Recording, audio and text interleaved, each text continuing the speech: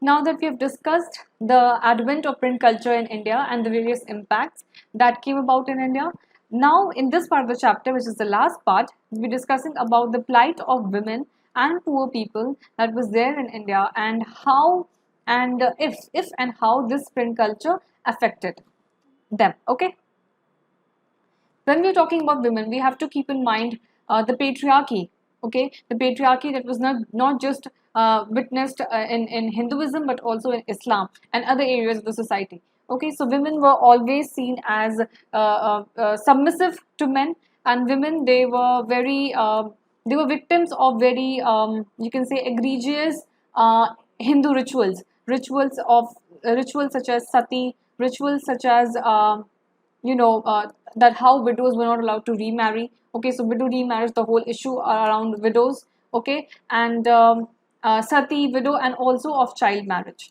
So often small girls, they were being betrothed to elder elder children, or you can say elder boys, all right, of the late teenage years, or sometimes even adults, all right. So this kind of practice, and with the advent of the print culture, certain women who were either earlier exposed to education or who later started attaining education with the availability of cheaper books, how they started revolting against all these systems. Okay, so there is example of Kalishbashini Devi, Tarabai Shinde, Pandita Ramabai. So all these are revolutionaries. They are women revolutionaries who wrote about the lives of women, so that more and more people could read about them, and not just women but also men could read about them, that what kind of cruelty they are subjecting women to.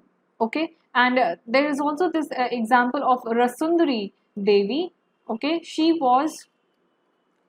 Rasandri Devi, she was a Bengali, and she was married when she was of a very young age.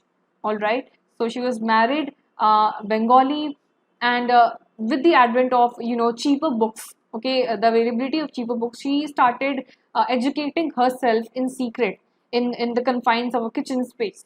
All right, so she started gaining education on her own, and she is the first woman to write a literary piece, an autobiography that is known as Amar Jeevan in Bengali.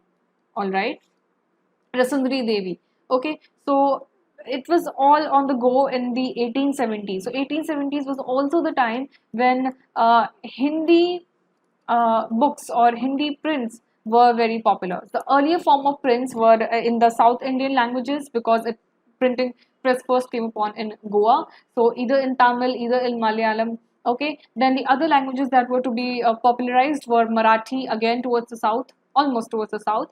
Then we have Urdu, since earlier manuscripts were written in were Afghanistan, Persian languages, all of these, right? So Urdu was another language. Hindi prints, it came about very late, towards the end of the 1800s, and by 1870s, when most of the women, they started gaining education, they started writing on women issues.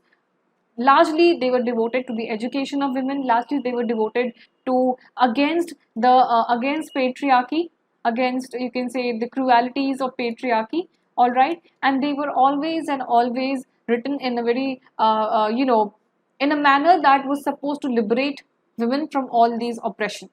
Okay,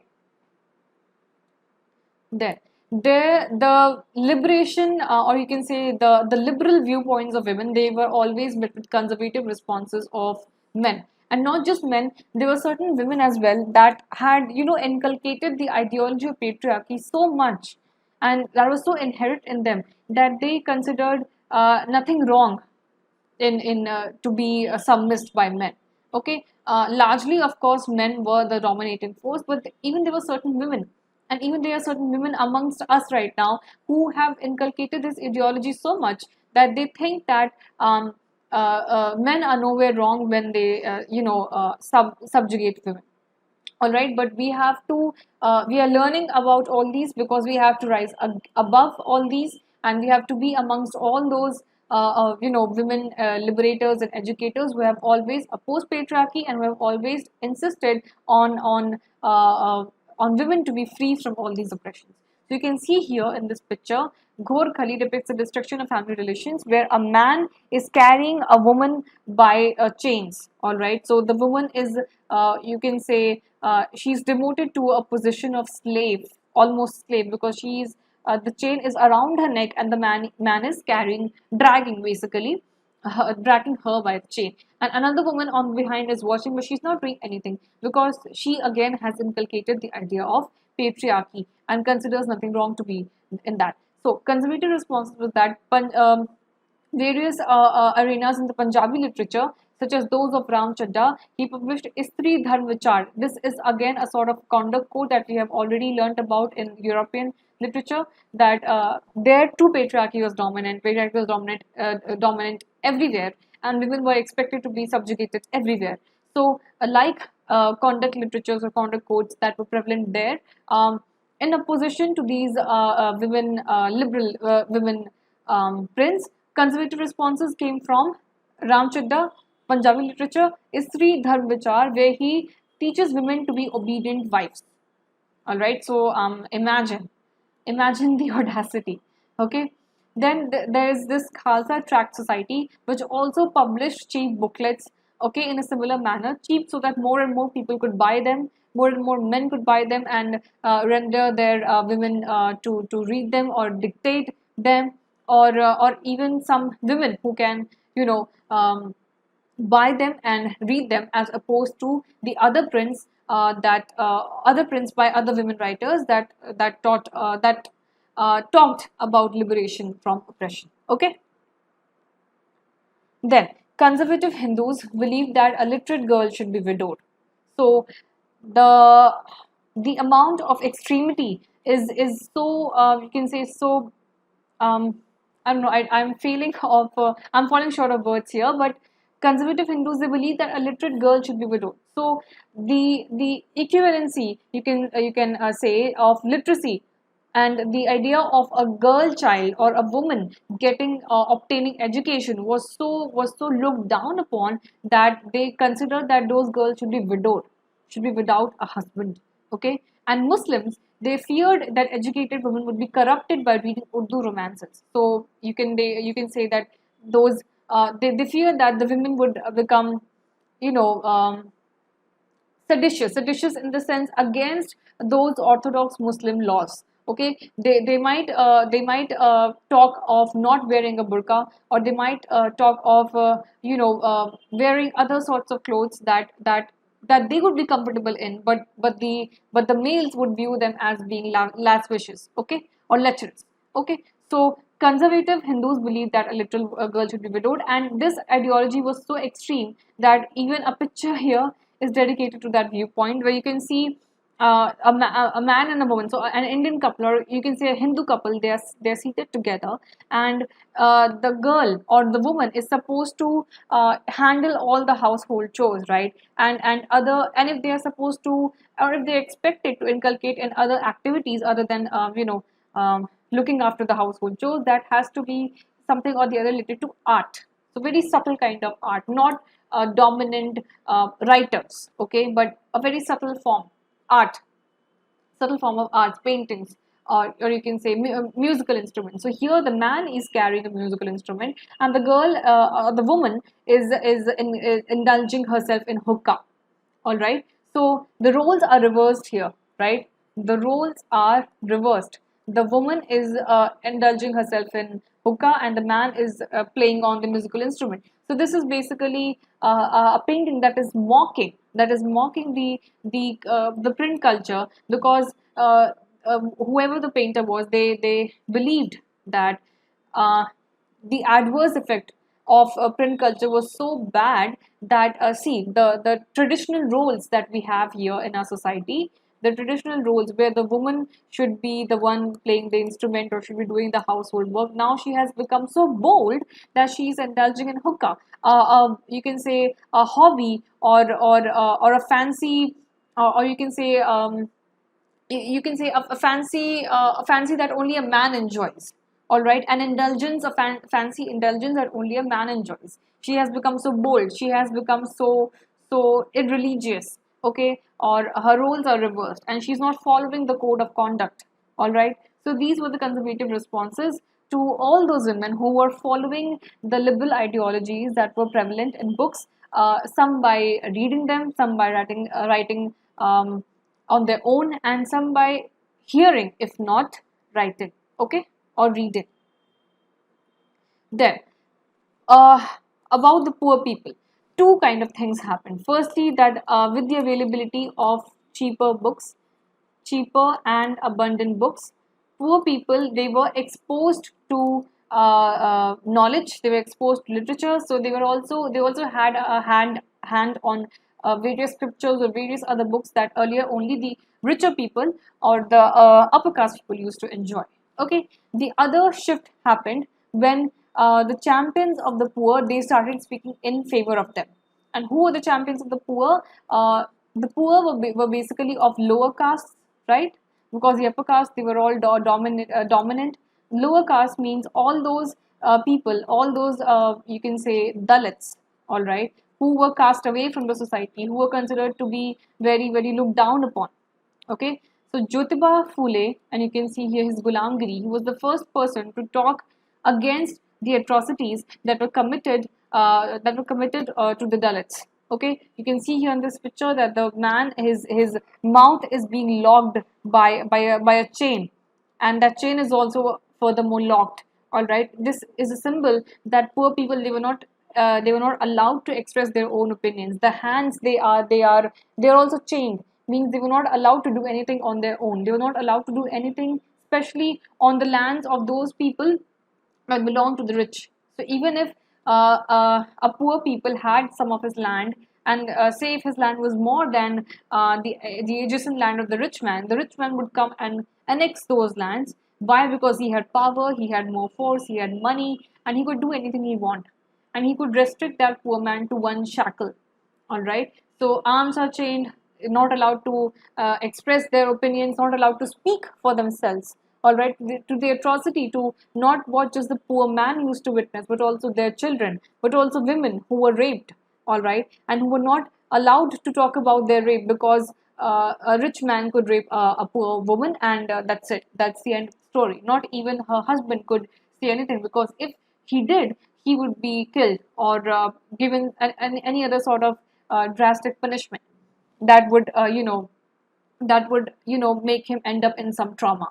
All right, so Jyotiba Phule was the first person to talk about the atrocities that were being committed. So this print culture basically empowered the poor people, okay, in two ways. They gained education, and they also started speaking against the injustice that was done to them by the upper castes or the upper class people. Then V.R. Ambedkar of Maharashtra and E.V. Ramaswamy Naikar, he is of Madras, and he's also known by his pen name, which is Perrier. Okay, so he is from Madras and his pen name is Perrier. And B.R. Ambedkar, of course, he was from Maharashtra. They also wrote very revolutionary books on caste. Okay, then Kashi Baba, he was a worker, he was a mill worker. Okay, and he was from Kanpur, he hailed from Kanpur, and he wrote a book Chote aur Bade Ka Sawal. Okay, so Kashi, not just the talk was, or you can say the opposition was not just against the atrocities that were committed on the basis of caste, but also on the basis of class. Okay, so lower caste plus lower class. Lower class means the poor mill worker, the family worker, mill workers, the factory workers who were underpaid and who were overworked. All right, so this is an example where this Kanpur, this person who hailed from Kanpur, Kashi Baba, he wrote about the you can say the inhuman conditions of the mill workers in his book Chote aur Bade Ka Sawal. And a similar person is Sudarshan Chakra, who wrote about his viewpoints in Sachi Kavitaएं. So all those workers that were working in factories, and some poor workers were also working towards the side of Bangalore. Okay, the cotton mill workers, since cotton was so important commodity at that time, right, towards the 19th century. So all of the atrocities that were being committed against the poor classes, they were being talked about in the open now. Okay. Then the last topic that we'll be learning here is about censorship. So earlier that, and we have already covered this part, that the Britishers, they were opposed against some of their own workers, okay, that criticized against the way they were propagating their rule, and they were of course being persecuted, right? But by and by, when English newspapers came about, and English was also among the languages that was used in the medium of print culture, then another thing happened, that people started opposing the way the Britishers were behaving and the way the Britishers had formed an autonomous rule over India.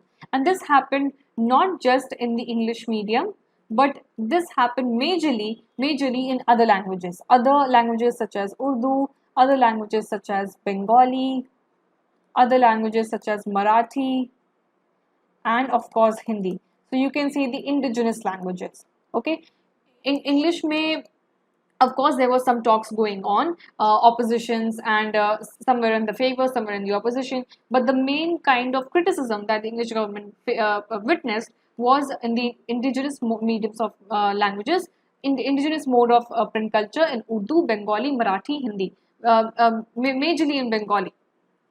So in 1820s, Calcutta Supreme Court regulations control press freedom. Okay, so it all started in 1820s when a lot of criticism and a lot of revolutionary ideas were being spread via newspapers, and this propaganda was controlled by British by regulating the press freedom. Some reforms were done.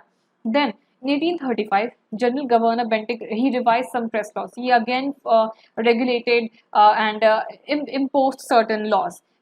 Thomas Macaulay was a Britisher.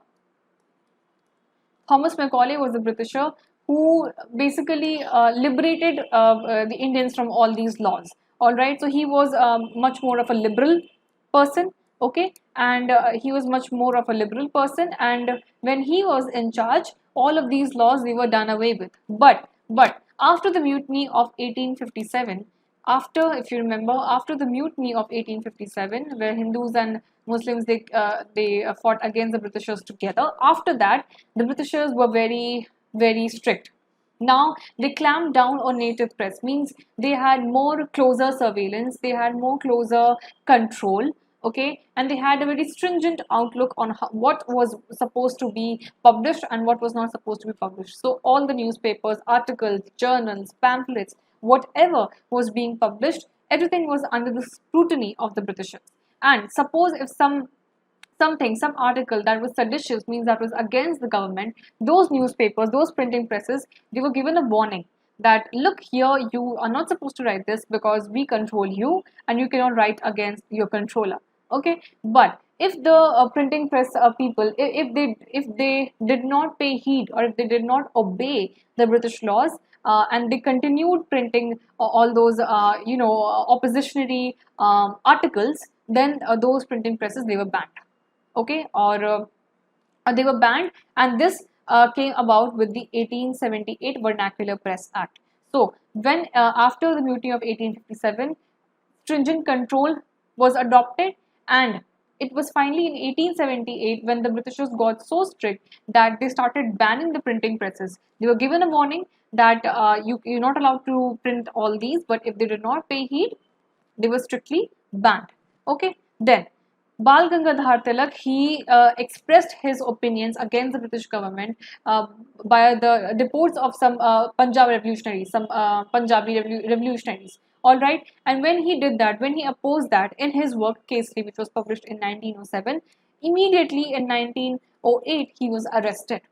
Okay, so the impact, the surveillance, the scrutiny was so, you can say the Britishers, they were so vigilant about what is happening in India, and what are the people that are revolting. They were strictly either imprisoned or the printing presses, they were banned. But all of this did not stop the nationalist thinkers and the nationalist leaders from working against the British government, from opposing the British government. So it was not just male leaders that we have been learning about, be it Mahatma Gandhi, be it Bal Gangadhar Tilak, okay, or be it Bhagat Singh. Okay, so all these revolutionaries who either adopted the mode of passive resistance like Gandhi, or either adopted the mode of active resistance like Bhagat Singh. Apart from the male nationalist leaders, there were Indian women as well that were not just fighting against the British government, Sarojini Naidu, okay, but they were also similar on the or you can say the H's in hand. They were also fighting against the social roles that women were subjected to, like Rasandri Devi. All right, so two kinds of fights were going on against their position in the social ladder, okay, and against, of course, how their nationalities were being trampled. All right, so no matter what censorship the Britishers imposed on the Indian newspapers and printing presses, nationalist leaders, they were still very enthusiastic. They were still very active, and they were still very, you can say, revolting against the Britishers very actively. All right. Why did some people in 18th century Europe think that print culture would bring enlightenment and end despotism? So, those people used to think that print culture would end despotism and bring enlightenment because print culture, print, print culture, it ensured freedom of expression, right? It ensured freedom of expression. It ensured that those people who were despotic, who were autonomous, they would be criticized against. So criticism was also on the go. Okay, so all of these factors working together, that they since books were now available. So, okay, so you can say the major factor that I should have actually enlisted in the first thing, that books, they were now available, okay, and they had, via availability of books, they had the freedom of expression. They had the freedom of expressing their own opinions, of contesting ideas, okay, of contesting ideas, of forming debates that were not just one on one, but those ideology on debates that could, that a lot of people can read. Okay, so criticism then, which comes to the next point, criticism, mockery. All right, so all these, and of course, and by enlightenment we mean rational thinking. All right, we mean logical thinking. Okay, so rational thinking, logical thinking, and reason, right? Reason against illogic. Okay, so all of these were working against this autonomous rule, whatever, be it the Catholic Church or be it the aristocracy that were there, that were ordained by the right, divine right, okay, and that were ruling against the people based on their fancy. Okay, so this print culture enabled all these thinkers, all these intellectuals, all these elites to come forward to speak against all these irrationalities and to end despotism. Okay. Why did some people fear the effect of easily available printed books? Choose one example from Europe and one from India.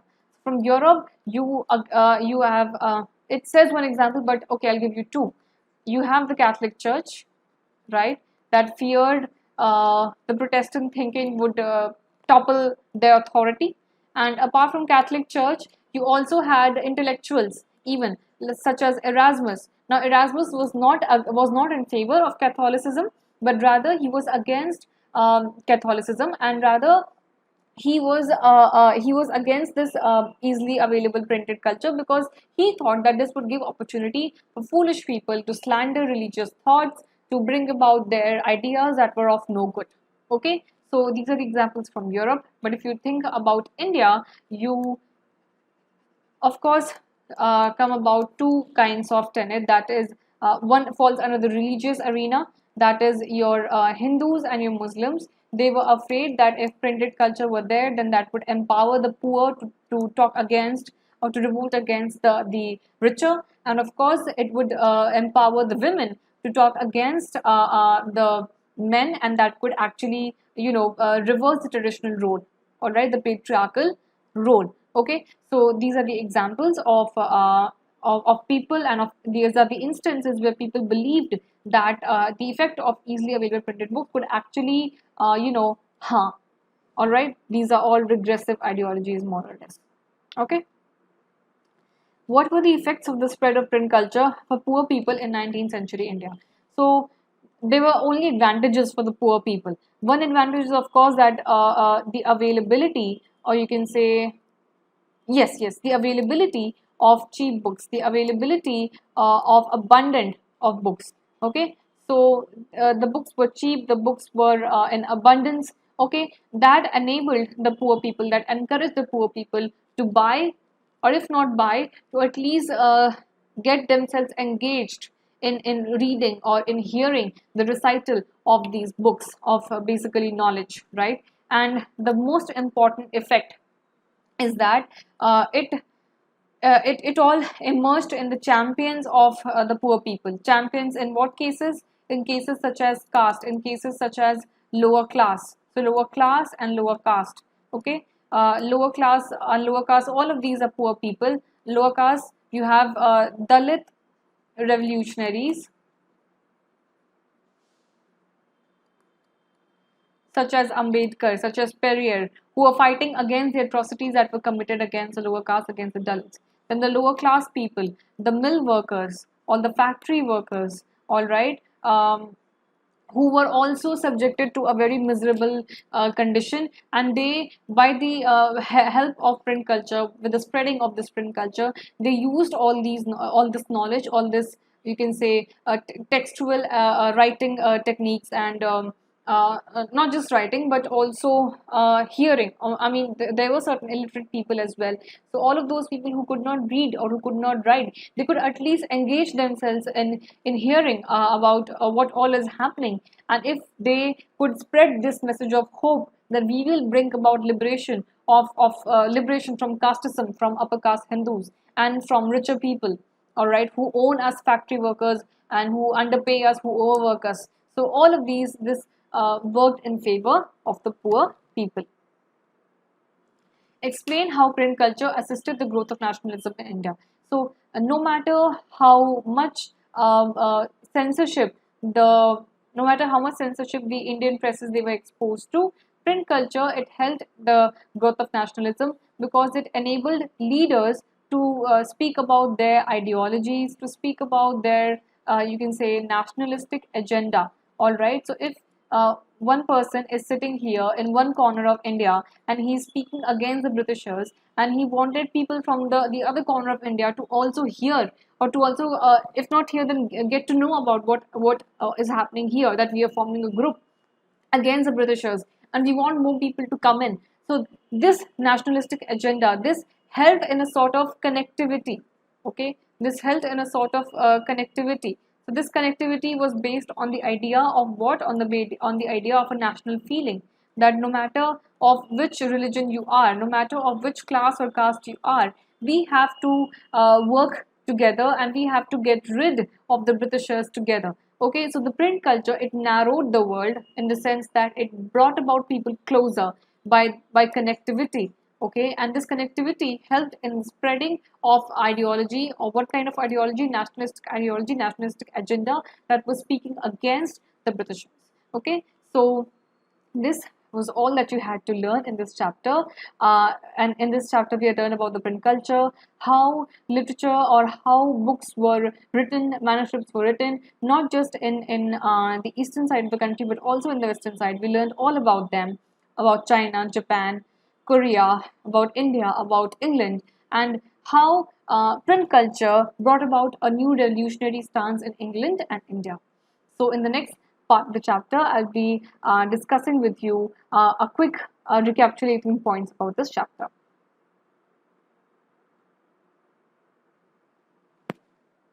Now that we have finally read all the concepts in detail, in this part we will be recapitulating all the points that we have gone through. So first, there is an events timeline where I'll be listing all the important points, all the important events that happened in what timeline. Okay, so in AD 868, the Buddhist Diamond Sutra was printed. This was one of the first books to be printed in Japan. Okay, then you have in 1430s, where in Germany, Gutenberg's first known printing press was established, and it used metal plates in place of the wooden blocks. All right, in 1448, the first Bible that was also printed by Gutenberg, printed he printed Bible as the first book. Okay, then in 1558, Index of Prohibited Books. Now, when with the with the advancement of technology and with the cheaper and abundance of books all around, people started opposing the existing regressive laws and started expressing their own opinions. So this index of prohibited books, this was done about by the Catholic Church in order to crush the dissent crush the Protestant reforms, that all that dissent that was saying against and that was preaching against the Catholic ideas, the Orthodox Catholic idea. Then, in the mid 16th century, printing press first came to Goa. This is about India, okay. And in 1579, the first Tamil book was printed. All right.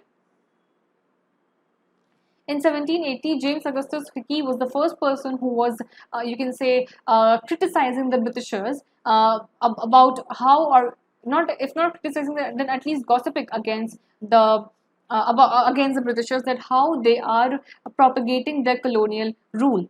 And he did that in the Bengal Gazette, and very soon he was prosecuted, because Britishers, of course, they did not want other people back in England to know about how they are, basically going on about the colonial rule in India. They did not want any criticism to come upon, so they used to dissent each and every one. Then, in 1810, first printed edition of the Tulsidasa's Ramcharitramanas, that happened in 1810, and in 1812, this is the children's literature that was going on in Europe. So the Grimm brothers, they first published their collections, and there was a fine line between children literature and adult literature, and a lot of surveillance was put into that. Okay, then in 1857, a children's press was set up in France. This was the first one that could actually segregate that this is the kind of literature that should go towards children's side, and this is the kind of literature that should go towards the adult side. Then, mid 19th century, power-driven cylindrical press, okay, that was brought about by Richard Hoe, that came about, and immediately in the 20th century, now electrically operated printing press came about.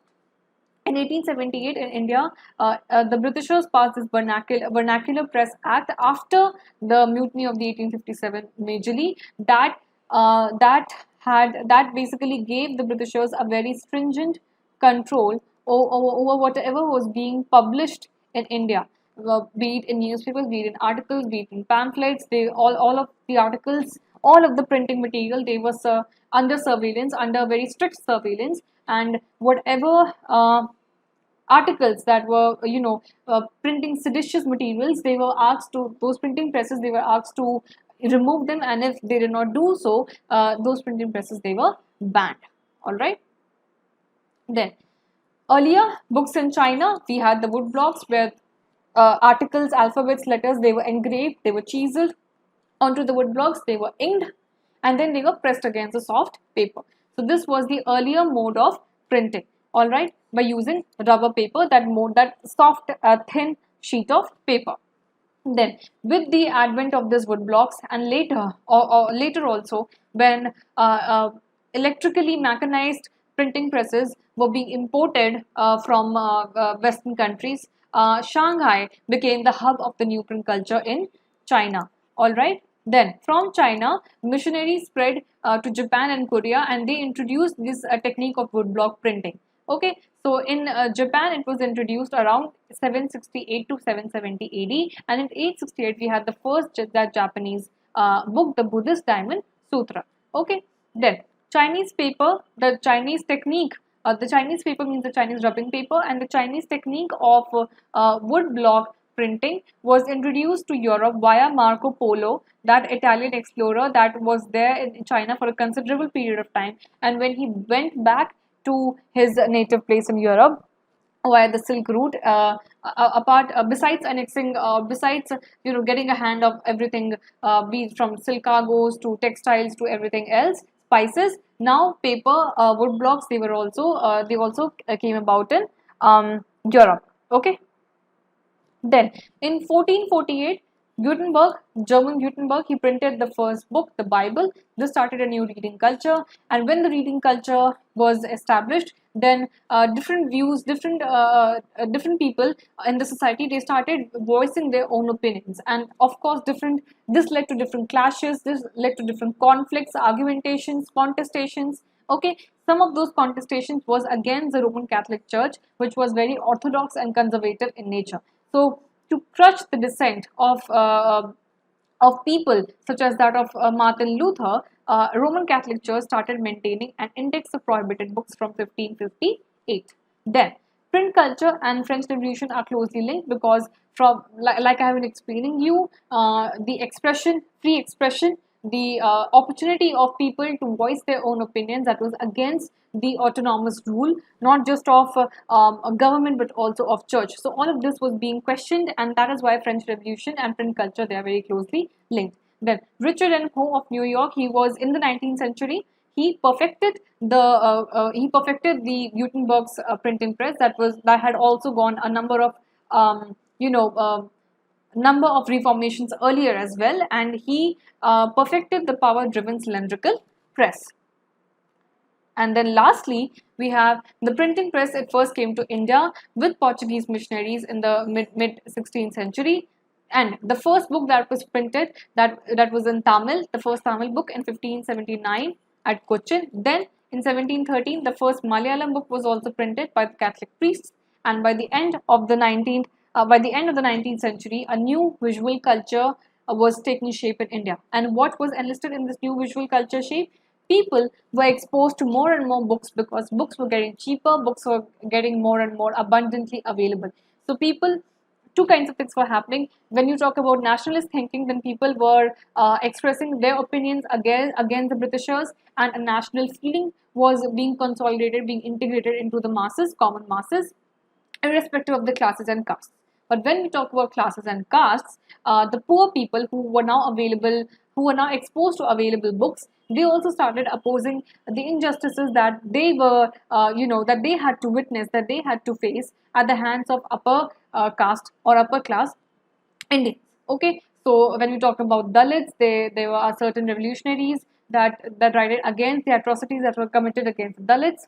Then, when we talk about lower class people, the poor mill workers, they were also subjected to very miserable, deplorable working conditions. So, revolutionaries were also writing against those conditions. Okay, and you can say the third thing that was happening in this visual culture was also related to women, that they were understanding their place or their space in the social ladder, and they were understanding that how men, they were dominating women, they were subjugating them, okay, into various tyrannical patriarchal ideologies, and they wanted to get free, they wanted to liberate from these oppressions. So all of this, the talk of all of this, the contestations, the revolutions, or you can say the spreading of knowledge about all of this was happening, and all of this was possible because of the print culture.